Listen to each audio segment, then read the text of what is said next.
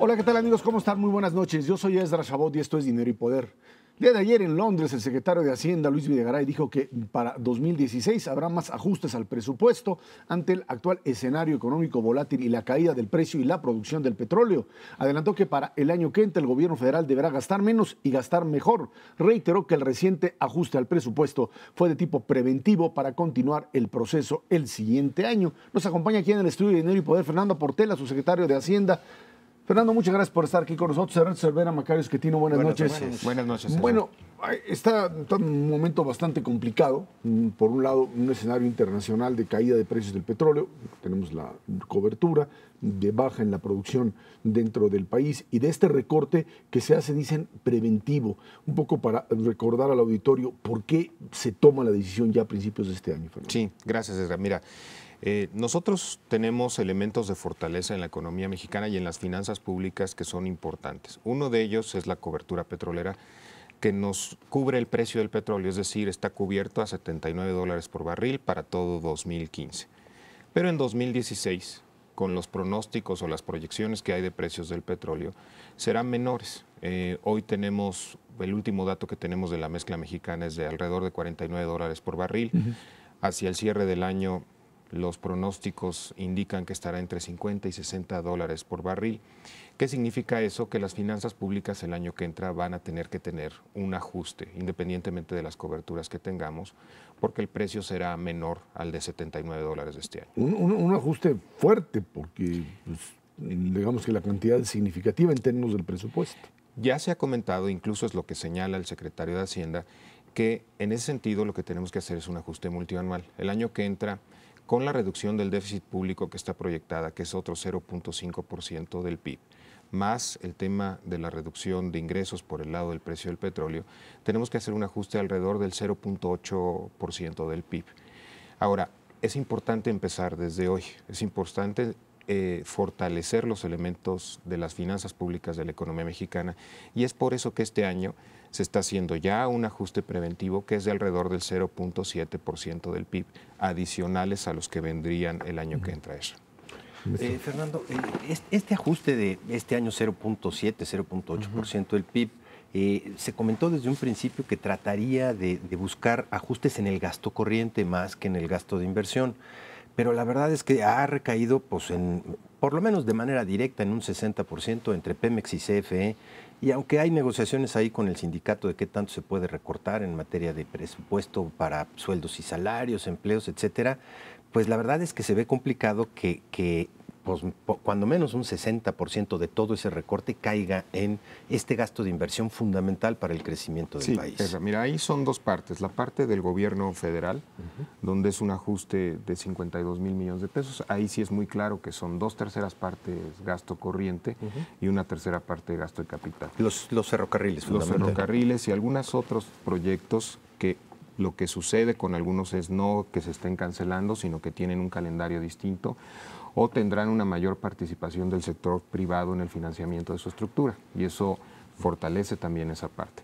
Del lado de Pemex, sobre todo, que es donde ya se llevó a su consejo el monto del ajuste, ahí todavía no está cerrado cuánto será gasto corriente y cuánto será gasto de capital. Lo que es importante es que están haciendo un ejercicio de las partes donde es gasto de capital que sea en los proyectos que por la naturaleza también de dónde está ahora el precio del petróleo tengan que ser proyectos que lo que conviene es hacerlos posteriormente. Entonces, en ese sentido, lo que estimamos del efecto del recorte, por ejemplo, pues son efectos no tan significativos, también porque el recorte al hacerse de manera preventiva lo que fortalece es la conducción de la política macroeconómica y fortalece las buenas expectativas sobre la economía mexicana. Al respecto de las expectativas, subsecretario, estamos perdiendo una renta, ¿no? Si el petróleo pues, nos daba un ingreso realmente que venía de la nada, digámoslo así. La caída de producción y la caída de precio juntos implican una reducción de esa renta, lo cual significa pues un impacto duro sobre el crecimiento. Por ejemplo, en la industria, manufacturas y construcción ahí van a buen ritmo, pero la caída en minería por el petróleo es tan grande que no se nota, ¿no? Entonces, como que se nos empieza a desequilibrar más esta medición. ¿Cómo perciben que va a estar en términos de crecimiento el impacto de este fenómeno? Mira, tenemos una medida muy clara de cuánto impactó el año pasado la menor producción petrolera y tuvo un impacto sobre la tasa de crecimiento de 0.4 puntos porcentuales. Es decir, si hubiese sumado 0.4 más a la tasa de crecimiento que fue el año pasado, si la producción se hubiese mantenido en el mismo nivel que tuvo durante 2013. Ahora, ¿qué es importante en el contexto que estamos viendo? Lo importante es que tenemos hoy la reforma energética, que es la que te permite tener mejores perspectivas para fortalecer y para incrementar la producción de petróleo en el tiempo. Es decir, la situación en este entorno de menor precio, en un entorno donde ya la plataforma de producción venía cayendo de niveles máximos que se vieron a mitad de la década pasada, de niveles arriba de 3 millones de barriles diarios, es la reforma energética la que permite tener las posibilidades de que se recupere la plataforma de producción al inicio de la década siguiente. Pero sí, en el corto plazo el impacto pues va a estar complicado de administrar. En el corto plazo tiene ese impacto. Y ahora, ahí también es lo importante de la reforma hacendaria. La reforma hacendaria es la que nos permitió, por ejemplo, el año pasado, donde ya se vio una reducción en la producción de barriles de petróleo, acomodar dentro de las finanzas públicas ese efecto de la reducción. El año pasado pronosticamos, estaba en el presupuesto, 2.520.000 barriles diarios. El promedio, 2.350. Eso representó más o menos 90.000 millones de pesos que pudimos acomodar gracias a la reforma fiscal. Y contra eso no hay seguro. Exacto. Pero ahí lo que tenemos, gracias a las reformas, son mayores espacios de maniobras, tanto en la fiscal como la energética, que nos permite tener una plataforma creciente en el tiempo. Ahora, esto lleva otra vez a reconsiderar el tema de crecimiento económico para este año, ¿no? Entendemos que Hacienda tiene su propio cálculo y lo hace en el momento que considera apropiado, pero esta idea original de crecer cerca del 4 empieza otra vez a convertirse, incluso para muchos analistas, en algo mucho más cercano al 3, con temas que están otra vez fuera de control para México, como el tema del alza en la tasa de interés en los Estados Unidos, pero que de alguna manera otra vez en este arranque de año que parecía pues venía bien, muy bien embalado para el crecimiento, otra vez empezamos a sufrir ese tipo de bajas. Mira, yo creo que están los analistas que hacen sus estimados y los tienen que presentar con la periodicidad que ellos lo hacen. Nosotros tenemos la metodología donde presentamos cambios en el pronóstico, en nuestro rango, que para este año es 3.2 a 4.2, cuando tenemos datos del trimestre de un trimestre del año en curso. Ahora, lo que es importante de la tasa de crecimiento, ya lo señalaba Macario, hay un factor muy encapsulado que vimos que fue la producción minera, en particular la producción minera petrolera. Pero si uno ve los demás sectores, en el tercero y en el cuarto trimestre, ve uno crecimientos balanceados en los tres sectores. Y hay datos que yo les diría son favorables, la parte de manufacturas con crecimientos significativos, cercanos ya al 5% al cierre del año pasado, la parte de construcción, que también crecimientos del 4%, en fin, crecimientos favorables. Y eso, lo que hemos visto al inicio de este año, por ejemplo, en ventas de Walmart, en ventas de ANTAD, ya también se ven datos que muestran signos de un mayor dinamismo en la parte del consumo, que es la que viene más retrasada. Y por otro lado, un factor también importante es la parte del empleo, que sigue creciendo el empleo formal a tasas de 4,5%. Ahora, el tema de inflación, que hasta ahora ha estado perfectamente controlado, con estos vaivenes del tipo de cambio, hay ya cierto tipo de productos que empiezan ya, que utilizan por supuesto materia prima y que hay que importar. Ahí hay la posibilidad de que esto pues también se convierta en algo que pueda hacer brincar en un momento de expansión económica los precios y tratar, a lo mejor, entendemos que esto es Banco de México, pero que empezar a pensar ya en tasas de interés más altas. La verdad es que la tasa tasa de inflación, lo que hemos visto hasta el último dato que tenemos, que es el de la primera quincena de febrero, es una tasa que primero en enero fue de 3.07%, que es una tasa muy cercana a la estimación al objetivo de Banco de México. Y la segunda fue, la primera quincena de febrero fue 3.04%. Y ahí hay factores importantes que ayudaron a esa reducción. Lo que hemos visto también en los datos históricos es que la transmisión de mayor tipo de cambio a precios tiende a ser reducida porque nos hemos acostumbrado, y eso ocurre en un tipo de cambio flexible, que el tipo de cambio tiene vaivenes de altas y bajas. Fernando, de las reformas estructurales que van en camino, evidentemente pues la energética tiene este tropezón, la de telecomunicaciones pues todavía no permea, la laboral sí, ya empieza a tener efectos desde el año pasado en un empleo formal que crece, la financiera que cae dentro del ámbito, ¿podemos esperar que compense en algo esta disminución? Sí, mira, es muy interesante, el crédito al sector privado y sobre todo a las pymes ha estado creciendo a tasas de alrededor del 8% a partir de la reforma financiera. También los otros datos que tenemos, Ernesto, es que ya hay mucha más movilidad de cuentas de la gente que se lleva su cuenta de un banco a otro, precisamente porque ahora es más fácil, porque es el mismo banco, pero el mismo banco al que tú te vas, él puede pedir los papeles, tus papeles los puede pedir al otro banco. También en el tema del Buró de Entidades Financieras, con Conducef está funcionando bien, ya tenemos ahí todos los sectores. Conducef ya ganó el primer título ejecutivo. ¿Recuerdan esta figura de si haces un cheque y si hacen un cheque con tu firma y te cobran el título ejecutivo, lo que hace es que en lugar de irte a un proceso muy complicado judicial, te pagan de manera inmediata? Eso ya se presentó y ya lo ganó Conducef. O sea, hay elementos dentro de la reforma financiera que están dando resultados positivos ya. Y ese segmento, precisamente el de pequeñas y medianas empresas, a los cuales, bueno, pues durante décadas ha sido realmente difícil encontrar esta parte del financiamiento, ¿qué tanto podría sustituir este aletargamiento en materia de crecimiento? Pues miren, yo les diría, lo que tenemos que es una realidad es que 3/4 partes de los empleos nuevos que se generan en el país se generan en estas pequeñas y medianas empresas. Y en ese sentido, el que estén apoyadas con buen financiamiento, con financiamiento accesible en buenas condiciones, sin duda tiene efectos positivos sobre eso. De hecho, si ve uno lo que ha ocurrido con las reformas, creo que el impacto es ya bastante notorio, la laboral, la financiera.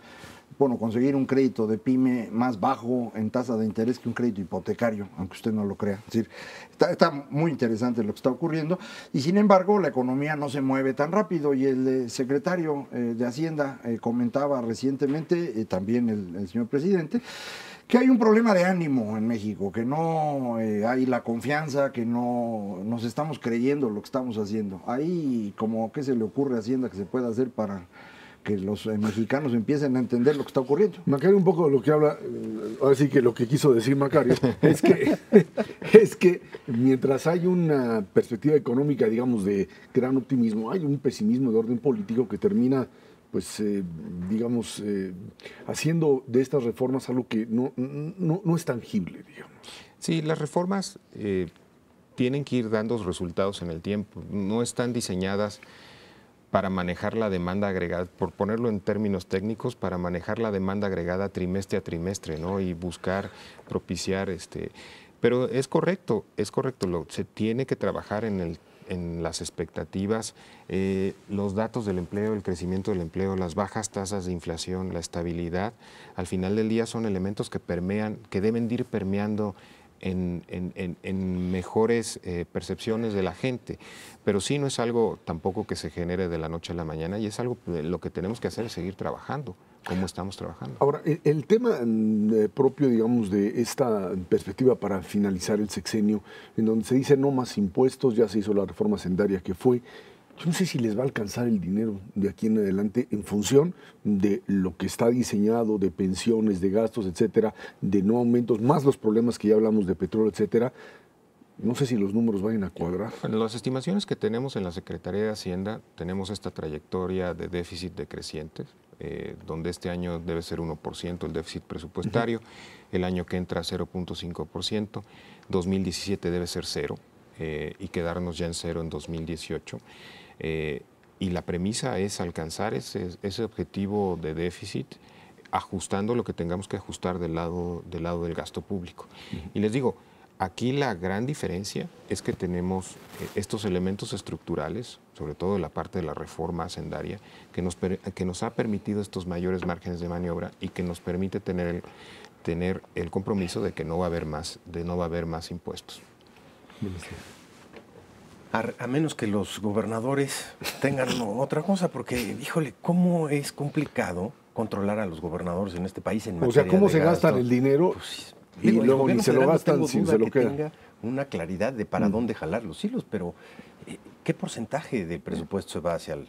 Sí, ahí lo importante es que la reforma que se aprobó, ya que se aprobó por el Senado y por la Cámara de Diputados, la reforma constitucional, que se habla mucho de la disciplina en la parte de deuda de los estados, pero es mucho más amplia porque es disciplina financiera en general. Y lo que marca es que los estados y los municipios también tienen que empezar a tener un balance, como tú dices. Sí. O sea, y lo tienen, y va a haber un periodo en el tiempo donde lo van a cumplir. Es el símil de tener para ellos también una ley de presupuesto y responsabilidad hacendaria como la tiene la Federación. Y los va a ayudar mucho a que tengan un marco en el cual lo deban cumplir para tener una mejor situación. O sea, que les amarren las manos, ¿no? Porque yo lo veo del lado positivo, que tengan un marco para tener una mejor línea. Me gusta ese optimismo, señor subsecretario. Los gobernadores tienen otra visión, pero bueno, ese es otro problema. Fernando Portela, subsecretario de Hacienda, muchísimas gracias por estar aquí con nosotros. Vámonos a una pausa, esto es Dinero y Poder. El presidente Enrique Peña Nieto anunció los primeros cambios en el gabinete presidencial al mismo tiempo que fue anunciada la lista de candidatos plurinominales del PRI. Arely Gómez es la nueva Procuradora General de la República. Jesús Murillo Caram sustituye a Jorge Carlos Ramírez Marín al frente de la Secretaría de Desarrollo Agrario, Territorial y Urbano, la SEDATU, quien ahora pues estará por una diputación plurinominal también por su partido. En la lista de diputados del PRI destacan David López, coordinador todavía hoy de la comunicación social de la presidencia, Silvana Beltrones, la hija de Manlio Fabio Beltrones, la actriz Carmen Salinas, Guillermina de la Torre, usted la recordará, bueno, más que nada como la madre de Cuauhtémoc Gutiérrez, ya sabe usted, los señores del negocio de la basura, y bueno, pues ahí están sin duda alguna los distintos, estas imágenes que se tratan de mantener. Por un lado, cambios en el gabinete que parecería ser cambios, por un lado, dicen el propio desgaste, la figura de Murillo Caram, que alguien escribía, y creo con toda razón, diciendo, es que aquí el que tiene éxito la tiene que pagar. Finalmente, el tema Iguala, donde la Procuraduría intervino, detuvo a los presuntos todavía culpables, se dio la información que se tuvo. Esto le generó, dicen, un desgaste al propio procurador. Se da este cambio en medio también de esta posibilidad de ya en un futuro cercano transformar la Procuraduría a una Fiscalía General, una figura. Además consiguen en Arely Gómez una senadora priista, a la que, bueno, por supuesto le llovieron ahí críticas por el tema de su relación por su hermano, que me parece que es totalmente injustificado. Innecesario. Portación ilegal de hermano, se llama eso, en este país, y en donde hay muchos de los senadores que están ahí que votaron en contra de ella que también tienen ese problema. Tienen hermanos problemáticos y eso no tiene nada que ver. El otro tema es, y creo que quedó claro, es cómo va a funcionar esta Procuraduría y en lo que tendría que ser la transición hacia una Fiscalía General, ¿no? Sí, ya está la iniciativa de ley para construir esta Fiscalía aprobada por la Cámara de Diputados, está en senadores, y también el nuevo Sistema Nacional Anticorrupción fue aprobado por diputados y también está en senadores, y lo comento al mismo tiempo porque se mezclan las dos leyes. La iniciativa que crea a la Fiscalía Nacional, Fiscalía Independiente, lleva dos fiscalías anexas, una de ellas para asuntos electorales, para desaparecer la FEPADE, que no tiene mucha utilidad, y la otra es una fiscalía especializada en temas de corrupción, que esa es la que precisamente se fortalece mucho en el Sistema Nacional Anticorrupción. Entonces se necesita que el Senado apruebe las dos leyes, y como tienen efectos sobre la Constitución, tienen que irse a las legislaturas locales, sobre todo la del Sistema Nacional Anticorrupción, y esto puede llevar un rato. La Fiscalía ya puede crearse, la parte constitucional ya fue hecha previamente, pero la parte del Sistema Nacional Anticorrupción sí tardaría. En cualquier caso, esto es un proceso de varios meses en el cual se tiene que ir construyendo una nueva Fiscalía. Hay que acordarse que también tenemos ahora procedimientos nuevos para llevar a cabo los procesos judiciales, por ejemplo, los juicios orales. Hay también un proceso de, digamos, mejoramiento en el Poder Judicial que va avanzando. Entonces, ya estamos por fin tocando ese tema que era tan complicado en México, y ahí es donde le toca a la senadora, ex senadora Arely Gómez, participar. Va a ser un trabajo complicado, pero recibió un apoyo pues generalizado en el Senado, fue casi abrumadora la mayoría que tuvo, casi unanimidad, lo cual pues creo que es un espaldarazo, pero también es una responsabilidad mayor. El otro cambio, yo siento que es un sector que necesita un empujón impresionante. Ha estado prácticamente dormido durante 2 años el sector vivienda, el desarrollo urbano en este país.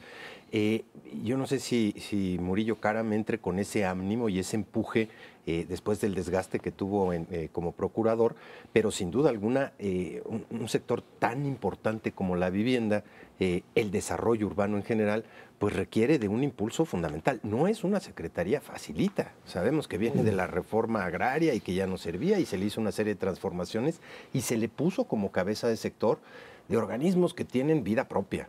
El Infonavit, el Fobiste, el Fonapo, el ACONAVI, son muchos organismos abajo de la SEDATU y requieren verdaderamente mano de hierro para que esto funcione y funcione rápido y bien. La vivienda genera 20% de los empleos formales nuevos cada año y ha estado 2 años verdaderamente dormida y se interconecta con 44 ramas de actividad. Es fundamental desde el punto de vista. Pero no solamente es la vivienda, esta parte del desarrollo urbano como tal. Durante 2 años hemos vivido, pues básicamente con una política de desarrollo urbano que es una prohibición, que es las ciudades ya no se pueden expandir. Y luego, compadre, ¿qué hacemos? Para arriba, ¿no? Pues sí, pero si tú quieres construir para arriba, no te dejan la gente de las diferentes ciudades. Entonces estás metido en una trampa terrible, terrible, que depende de cada una de las ciudades. Pero lo que es muy claro es que solamente tenemos 2 ciudades en México que tienen un proceso de planeación de aquí al 2050. Una se llama Aguascalientes, la otra se llama Mérida, y ahí más o menos la llevan. Pero no tenemos una idea clara bajo este concepto de qué ciudades queremos y qué impacto van a tener en materia rural de aquí a los próximos 30 años. Y eso es fundamental para una secretaría de esta naturaleza. Bueno, ahí está el tema del gabinete. El otro tema es el de los candidatos a diputados plurinominales que saca el PRI.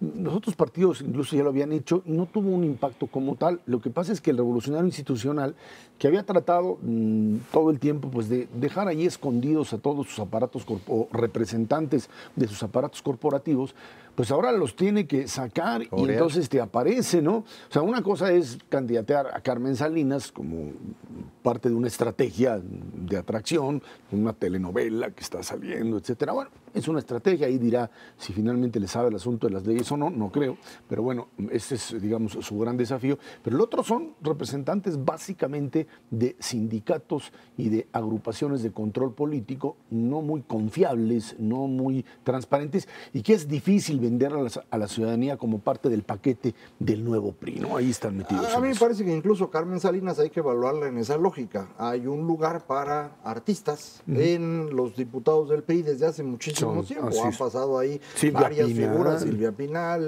bueno, incluso en los partidos de oposición le han dado espacio a los artistas, María Rojo, la señora Irma Serrano. Entonces, digo, andarse quejando de los artistas, pues digo, tampoco nos va a llevar muy lejos. Creo que es muy importante que todos los mexicanos estemos representados en la Cámara de Diputados, y ese es un sector que también tiene que tener representación. Entonces no creo que valga la pena discutirlo mucho. Lo que es relevante es cómo las listas del PRI se hacen fundamentalmente con estos liderazgos del sistema corporativo que el PRI no se puede quitar de encima, del sindicato del metro, del sindicato de petróleos, del sindicato de todos, incluso de los grupos de invasores como el Antorcha Campesina o de la señora que se dedica a administrar a los ambulantes en el Distrito Federal o a la mamá del señor de la basura. Entonces, este grupo de personas que están colocando ahí, creo que es el pago que el PRI le tiene que hacer a sus distintos grupos.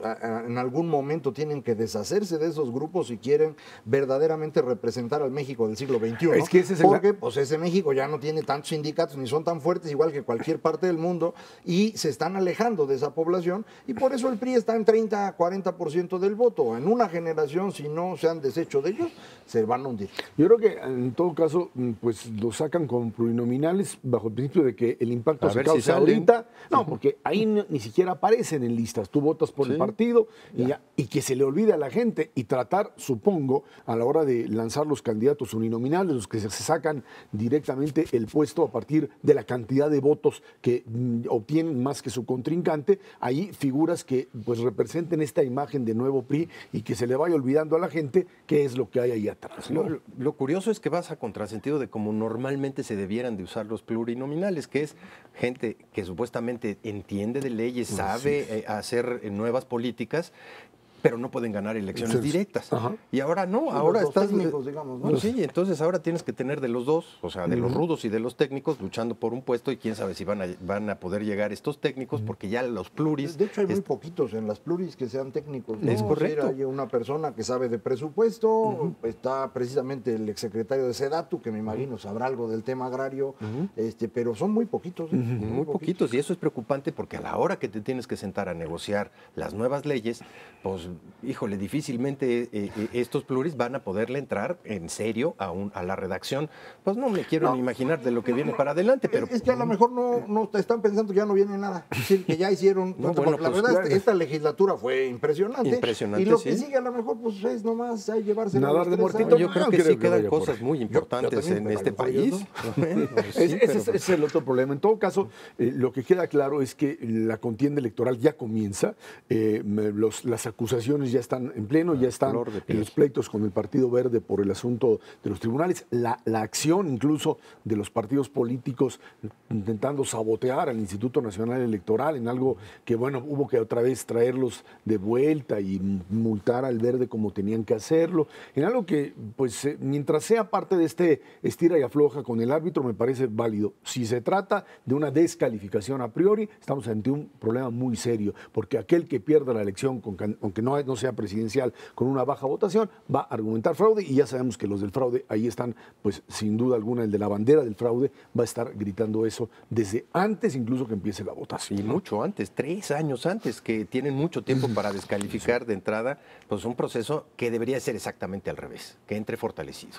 Y yo creo que esto lo hemos platicado muchas veces, viene desde la reforma electoral Desde el errónea, pero me parece que este evento alrededor del Partido Verde y que se fueron los partidos y regresaron, acaba fortaleciendo al presidente del IFE, a final de cuentas, perdón, del INE ahora, a final de cuentas, y creo que esto puede servir para que vayan acomodándose las cosas. Va a ser muy importante cómo quedan las fuerzas en la elección de 2015 para ver qué tanto pueden gritar fraude y demás hacia 2018. No es únicamente la fortaleza del árbitro, sino también la fortaleza de sus opositores, es decir, los partidos políticos. Vamos a ver cómo quedan en los resultados. Hasta ahorita las encuestas van anunciando que seguimos más o menos igual. Pero no han Nada empezado más las dentro de campañas. la izquierda, PRD y Morena se distribuyen más o menos 60-40 hasta este momento en las encuestas. Vamos a ver. Allí cómo están ya los movimientos de muchos perredistas pasándose a Bueno, Morena. son mucho. Bueno, los Son muy liderazgos escandalosos, que están ahí importantes. adentro. Bueno, Son de los que es ya- parte, digamos, de lo que sería este replanteamiento o una fragmentación de la izquierda que puede resultar terrible para ellos. Vámonos a una pausa y de regreso platicamos con usted de indicadores económicos.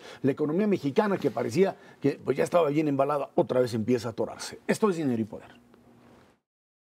La economía nacional se va recuperando, aunque a un paso lento. El indicador coincidente se ubicó en su fase de expansión en diciembre del año pasado, al ubicarse por arriba de su tendencia de largo plazo con un valor de 100.1 puntos, una variación al alza de 0.04 respecto al mes anterior. El adelantado, el que prevé cómo va a ir la economía, pues se posicionó ligeramente por arriba de su tendencia de largo plazo en 100.1 puntos, también una disminución frente al mes anterior. Estamos metidos en una serie, digamos, de eventos o de datos que te dicen que el fin del año pasado fue sensacional, que sí, estuvo fue muy bueno, bien, estuvo crecimiento, bueno, estuvo bueno. crecimientos de los que no habías visto hace mucho tiempo, y que de repente brincas en este primer momento, pero tienes una perspectiva de mediano plazo en donde las cosas ya no se mueven a la velocidad que quisieras. A ver, tienes 4 motores en la economía. El consumo, que es el más importante de todos por su peso relativo, va bien. cerró bien. 2.1% que son, ¿no? Aumento. Creció el año pasado, pero cerró creciendo mucho más que 2.1 y empieza bien en enero y febrero, de acuerdo con los datos de la ANTAD y de las principales empresas. La verdad es que el consumo, especialmente en duraderos, coches, electrodomésticos, inclusive casas, ahí la lleva. Me preocupan dos, evidentemente. El gasto público, especialmente el de inversión, que ya le metieron el freno y se lo metieron de manera fundamental. No vamos a tener un buen año en términos generales en materia de inversión pública ni de consumo público por el ajuste presupuestal. Y me preocupa la inversión privada. La inversión privada ya desde noviembre del año pasado empieza a mostrar una dinámica de crecimiento relativamente menor y ahí fundamentalmente la variable que se está contrayendo es la importación de maquinaria y equipo y eso se lo debemos al tipo de cambio a niveles de 15 pesos por dólar. No es lo mismo importar lo que tú requieres para aumentar tu capacidad instalada a 13.50 que a 15.50 y eso le pega un poquito o por lo menos las empresas lo que deciden es aplazar esa importación unos meses más apostándole a que el tipo de cambio afloje en los próximos meses. Y el otro que sigue a todo dar junto con el consumo son las exportaciones. Seguimos manteniendo una dinámica de crecimiento muy interesante y pues entonces ahora sí que de los 4 grandes sectores, 2 relativamente bien, consumo y exportaciones, inclusive al inicio de este año, y 2 relativamente mal, que es la inversión pública y la inversión privada. En el caso del consumo, creo que tenemos un fenómeno bien extraño y es que el comercio está creciendo mucho más rápido que el consumo. Es decir, uno en la cabeza a veces confunde consumo con comercio y son dos cosas distintas. El comercio es una parte y esa parte está creciendo al 4% anual desde hace 20 años. El comercio crece. Creo que crece en buena medida por innovaciones de los que se dedican a este negocio y les ha ido bien. Y entonces si el comercio va a 4 y el consumo a 2, es que hay una parte del consumo no asociada a comercio que no está creciendo. ¿Cuál es esa? Educación y salud. Educación y salud, que son sectores grandotes, no son del tamaño de comercio, pero ya los dos juntos sí son un peso relativo en la economía, crecen abajo de 2% desde hace más de 20 años. Ahí tenemos un problemón. Y ahí el problema es que educación y salud en más del 80% dependen del gobierno. Y el gobierno no puede gastar más en educación y salud porque no tiene dinero. Y como platicábamos hace rato con el subsecretario, ni va a tener. Entonces, mucho del impacto positivo que tenemos dentro de la parte privada de la economía, producción de autos para exportar, la dinámica del comercio interno, todo eso va bien. El gobierno no tiene para gastar más en educación y salud, eso se estanca y entonces el crecimiento general de la economía se va alentando. Entonces, ahí no están los problemas, educación y salud. Y en el lado de producción, lo que llamábamos la producción petrolera está verdaderamente mal. Yo espero que los datos de enero, que todavía no salen, vengan mucho mejor que los de enero, porque enero está espantoso. Sí, febrero es el que tiene que salir bien. Enero estuvo espantoso. Realmente mal. Ahora, yéndonos un paso más atrás del consumo está otros 2 factores o 3 que están jalando bien. Jaló muy bien al cierre del año pasado y enero y febrero no están del todo mal. Atrás del consumo está el empleo, están los salarios, están las remesas. Los 3 están jalando a todo dar durante los 2 primeros meses del año, lo cual te quiere decir que muy probablemente esta dinámica de crecimiento del consumo se mantenga hacia adelante. Y no están creciendo a tasas bajitas. Remesas te cayó, ¿no? No, está creciendo menos. Pero está creciendo mucho más allá del 4%, está creciendo al 8%. Y creciendo al 8% las remesas en el margen, pues, y representando el 20% de la masa monetaria, poder adquisitivo total, ahí tienes un factor muy importante. Como tienes inflación prácticamente controlada, los salarios reales también te están creciendo y el empleo formal también. Entonces ahí tienes 3 predecesores del consumo que hacen pues que la visión sobre el consumo se mantenga optimista en los próximos meses. Y coincide con lo que comentaba yo ahorita, es la iniciativa privada, las personas tienen más dinero y gastan más y compran cosas. En donde no gastan las personas, sino que gasta el gobierno, como educación y salud, está muy diferente. Ahora, ahí está el tema, yo insisto, de la situación entre tasas de interés y tipo de cambio. O sea, un tipo de cambio que pues, si lo vas a dejar en 15 pesos o tratar, si no se te va hasta 16, el día de hoy bastante presionado como tal, y no es un problema de un día, ya tienes una tendencia de 3 meses. Habíamos quedado que para Semana Santa, si seguía así, iba a haber ya un efecto inflacionario, ya nos quedan 3 semanas. Ya nos quedan 3 semanas, sí. Ahí tienes un tipo de cambio que está, además, pues fundamentado la presión en esta caída del euro, que ya en una de esas, sí, como decíamos, va a volver a la par, va a estar a la 1.1. Hoy estuvo abajo de 1.10, sí, incluso prácticamente. prácticamente. 1.09. Y la cantidad de euros que van a aparecer en el mercado a partir de esta, pues la misma estrategia de Estados Unidos, Japón, te va a volver también a generar una baja en el euro. Los Estados Unidos estarán subiendo la tasa de interés en junio, julio. Yo creo que estamos metidos en un problema a partir del segundo semestre en cómo manejar ese tipo de cambios. No puedes sostener un tipo de cambio a 15 sin empezar ya a generar una presión inflacionaria adicional y una tasa de interés que vas a tener que ir corriendo o la levantas antes que la Reserva Federal o a lo mejor para cuando llegue el aumento ya pues caíste y vete a saber hasta dónde se te va tu tipo de cambio. Bueno, eso es lo único que puedes hacer, Isra, porque el tipo de cambio no se puede controlar. Ya, está bien, pero entonces sube la tasa de interés antes, ¿no? Eso sí, pero no. Y baja el crecimiento. O sea, el Banco Central no puede manipular el tipo de cambio, es una cosa que se determina. Puede hacer estas subastas cuando rebasa un cierto límite en el día a día, pero lo que nos marca claramente es este tipo de cambio permanentemente arriba de los 15 pesos por dólar. Pues es esta desconfianza y esta falta de entrada de capitales, no solamente en términos de la inversión extranjera directa, sino también de la inversión en cartera. No se ha salido el dinero del país, pero no está entrando lo que entró durante 2013 y 2014, que fueron cantidades realmente muy importantes.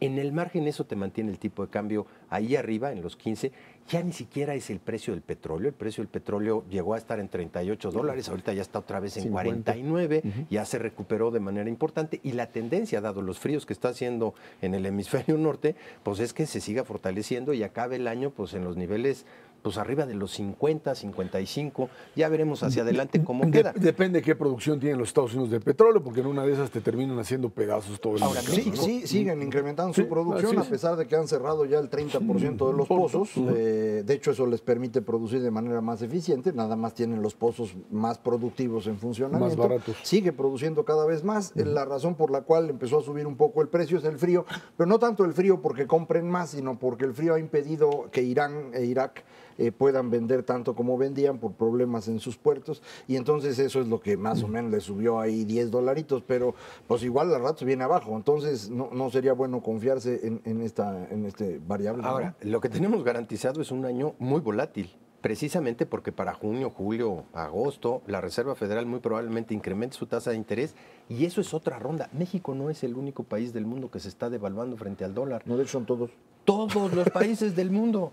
Y de hecho nosotros nos hemos venido devaluando pues en los últimos meses 15, 16, 17%. Hay países que se han devaluado 30, 40, hasta 50% respecto al dólar. En el tiempo que lleva Dilma Rousseff gobernando, que fue su primer periodo y el año que lo poquito que lleva de ahorita, ya fue 100% de devaluación del real. Digo, para comparar, ¿no? Si todos los que se quejan aquí se movió el peso, $1 o $2, bueno, pues allá se fue al doble, ¿no? Como si nos hubiéramos ido a 26. Entonces también hay que tener la perspectiva de lo que está ocurriendo en el resto del mundo. Yo creo que las tasas de interés en México ya deberían empezar a considerar elevarlas en abril, es decir, regresando Semana Santa, para que en Semana Santa la gente todavía se divierta y no sienta tan gacho, pero regresando yo creo que sí va a tener que empezar a subir antes de que suban allá, porque si no, yo pienso que sería más difícil, y el director del Banco de México, Agustín Carstens, ha mostrado que, gobernador, perdón, ha mostrado que suele ir un poco antes que la Reserva Federal, bajó las tasas antes, pues espero que las suba antes. Frente a opciones que van en el sentido contrario en el mundo. India acaba de reducir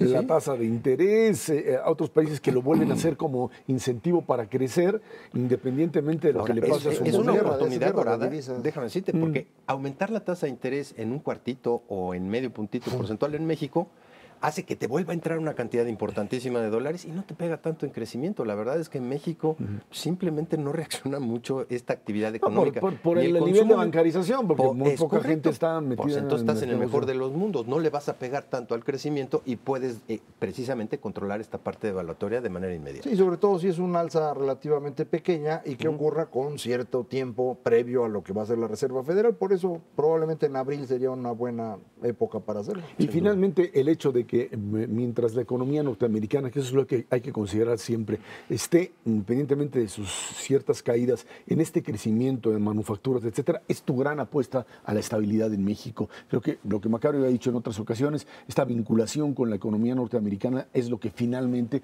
te permite garantizar, digamos, el hecho de que no estás jugando o estás apostando a modelos como el brasileño de una enorme incertidumbre. Así ¿no? es, yo creo que la cercanía que tenemos con la economía estadounidense, que es muy sólida y que va creciendo a lo mejor no 5%, pero sí 2,5%, y eso nos está permitiendo producir cada vez más automóviles. El fenómeno de las automotrices no lo hemos aquilatado, hemos prácticamente duplicado la producción en el transcurso de los últimos 7 años. Es una cosa espectacular. Ya México se convierte en uno de los más grandes productores del mundo, se espera que llegue a 5 y millones mucho más de exportador. automóviles. Claro que sí, nada más que esperemos que eso se desparrame internamente y no se convierta en eso sí va a ser vámonos difícil.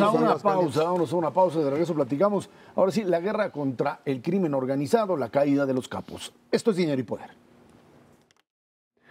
El gobierno federal capturó a Servando Gómez Martínez, la tuta, la madrugada del viernes en la ciudad de Morelia. Las autoridades federales dijeron que esta detención es un parteaguas en la estrategia de seguridad del propio Estado. Por otra parte, en las primeras horas del miércoles también fue capturado Omar Treviño Morales, conocido como el Z42, líder de esta organización. Los Zetas, esta detención fue realizada en cerca de Monterrey, en San Pedro Garza García, el municipio más rico, dicen, del país. Bueno, pues ahí están los datos que nos queda claro forman parte de un enorme éxito para el gobierno federal, ¿eh? O sea, finalmente la estrategia de descabezar y de recapturar líderes, váyanse hasta desde el Chapo y todos los que han venido cayendo de ahí en adelante, hablan de la capacidad de desmembrar estos grupos. De ahí a que esto reduzca la capacidad de funcionamiento de las bandas o que de alguna manera incremente la violencia por la presencia de estos grupos mucho más agresivos, ese es otro problema. Pero lo que queda claro es que tenemos ya prácticamente una delincuencia organizada que en términos de liderazgos, sus grandes liderazgos han sido o abatidos o capturados. Sí, aquí vale la pena recordar que hubo personas que insistían en que detener a las cabezas generaba más violencia. Yo creo que ya tenemos suficiente evidencia para decir que eso no es cierto.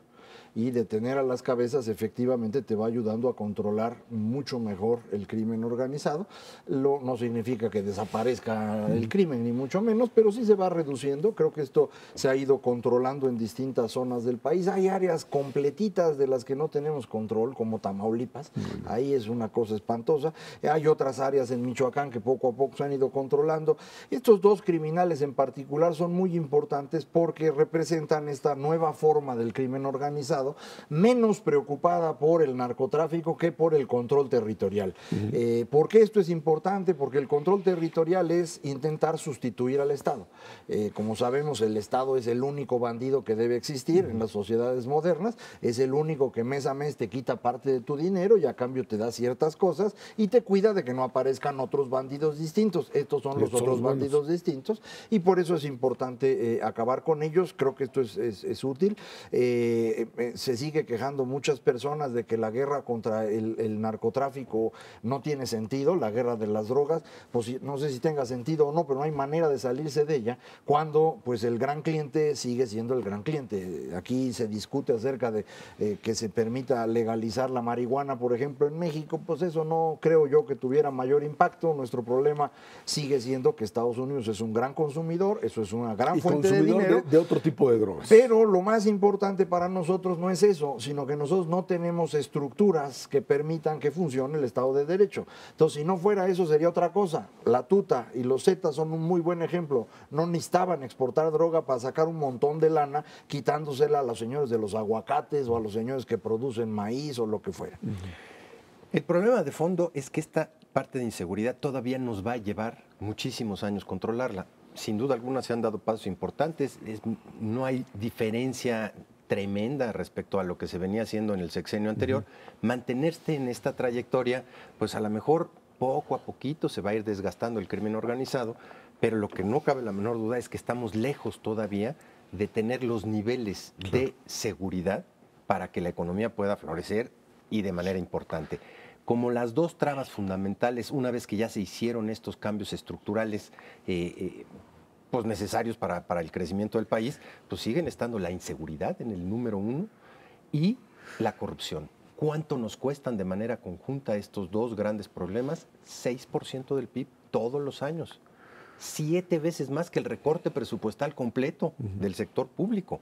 Y este costo que tiene que absorber la sociedad en su conjunto le resta aproximadamente medio punto porcentual en capacidad de crecimiento a la economía. ¿Cuánto tiempo nos va a llevar a resolver la parte de corrupción? Pues si nos va bien y le entramos realmente a este Sistema Nacional Anticorrupción y lo instrumentamos, como 1 año y medio con buenas instituciones. Sí, para empezar. ¿Cuánto nos va a llevar la inseguridad? Mínimo 10 años. De aquí a que juntes 480,000 policías de veras confiables cuando ahorita tienes 90,000. No, y además que tengas jueces que sirvan de algo y que no Y que cambies sean el tan Ministerio fáciles de Público. lograr. Aquí hay algo que es bien importante y que vale la pena mencionar. Estamos en el continente más desigual y más violento del mundo. Entonces no debe ser sorpresa que este sea un país desigual y violento. No somos ni el más desigual ni el más violento de América Latina, pero América Latina sí es el continente más desigual y más violento del mundo. ¿Que África? Entonces, pero por mucho, por mucho. Los datos son claritos. Ahí es bien importante entender esto, porque si queremos que este país sea menos desigual y menos violento, la solución pasa por salirse de América Latina. Es decir, por tener una forma distinta de percibir las cosas. Pues no lo hicimos ya en 1994. Pues no, nos salimos nomás la mitad. La otra mitad es la que tiene problemas mayores de desigualdad y de violencia, sorprendentemente, ¿no? Bueno, ahí está el tema, digamos, de lo que será este proceso electoral en dos entidades que yo creo que, aunque las dos sufrieron y sufren todavía de esta violencia de delincuencia, van a tener procesos electorales muy distintos. El caso de Michoacán, en donde, bueno, pues se ha recuperado buena parte del territorio, ya con incluso la caída de la tuta, que ya era un elemento que estaba totalmente debilitado, pero era simbólicamente importante capturarlo. Y no en los llanos, en Morelia. En Morelia, exactamente, no, pues era parte de, digamos, de esta prepotencia de estos grupos, de estos liderazgos que creen que no los va a capturar nadie, y que yo creo que ahí vas a tener una disputa entre PAN, PRI, PRD, con la campaña, etcétera, y vas a poder manejarte en una situación totalmente diferente a la elección de hace unos cuantos años. Esa es una parte. La otra es quizá la parte negativa, que es Guerrero, en donde tienes crimen organizado de bajo nivel, sin grandes liderazgos, con zonas copadas por distintos, digámosle así, caudillos delincuenciales, y en donde el enorme temor de los candidatos es a dónde voy y a dónde no voy, y qué tipo de alianzas se tienen que hacer para finalmente ganar el Estado. Hay quien dice, yo creo que en Guerrero, simple y sencillamente, pues nadie quiere ganar. Los tres candidatos quisieran que, no sé, apareciese un cuarto que ganara y que se llevara todo, porque pues estás en una situación en donde pues, va a seguir gobernando eventualmente el poder federal, como también en Michoacán durante un buen rato, porque pues simplemente reconstruir esos estados del nivel de destrucción que les generaron estos grupos delincuenciales es quizá lo más difícil de hacer. Sí, para esta elección sí, estos son los dos estados más complicados que hay. En otro momento, cuando se elija en Oaxaca, pues va a ser el mismo caso. Un gobernador que no puede controlar a sectores grandotototes de su política interna. Creo que esto es algo que hay que ir trabajando paulatinamente, pero hay que tomarlo en serio. Es decir, no se va a resolver solo. No es una dinámica autónoma la que los va a llevar a resolverse. Y por eso mi insistencia hace un momento en que tenemos que pensar fuera de lo que fue la tradición latinoamericana. Esta idea de que hay que favorecer a ciertos grupos porque son de desarrollo social es una farsa. Los señores de la CETEG en Guerrero son crimen organizado.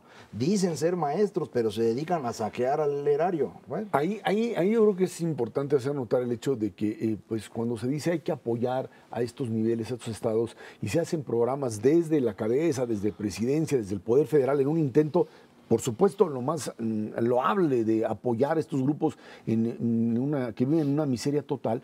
Si tú sigues inyectándole dinero a ese tipo de estructura, lo único que estás haciendo es aceitando el camino de la corrupción, de los gobiernos irresponsables y del enriquecimiento de caudillos con una población que sigue viviendo en la miseria y lo seguirá haciendo porque mientras no le cambies la forma de producir, de generar empleos y de mantenerse, lo único que estás haciendo es favorecer a los bandidos que hay gobierno. Ahora, que por favor se haga bajo una estricta vigilancia del uso de los recursos y con un sentido claro de para dónde. Llevamos no sé cuántas décadas, 7, 8 décadas en esos 3 estados en donde la inversión simplemente se diluye.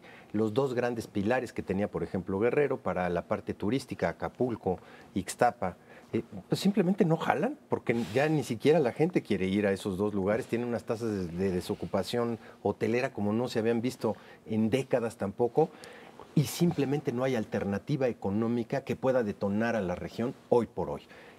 Desafortunadamente sí tiene que ser bajo un plan de a de veras, eso que no nos gusta hacer a los mexicanos, planear bien la inversión. Yo creo que no es un problema de recursos, ¿eh? O sea, no es un problema de recursos, es un problema de gobierno. Si no hay gobierno adecuado, no hay recurso que funcione. Ahorita le llega dinero a Guerrero. ¿Dónde está ese dinero? En camionetas de último modelo blindadas para el presidente municipal que está saqueando los recursos. Vean lo que hizo el señor Abarca ahí en Iguala, incluso antes de que ocurriera el asesinato de estos jóvenes. Pues ese es un ejemplo de un montón. Entonces, el problema es un problema de gobierno.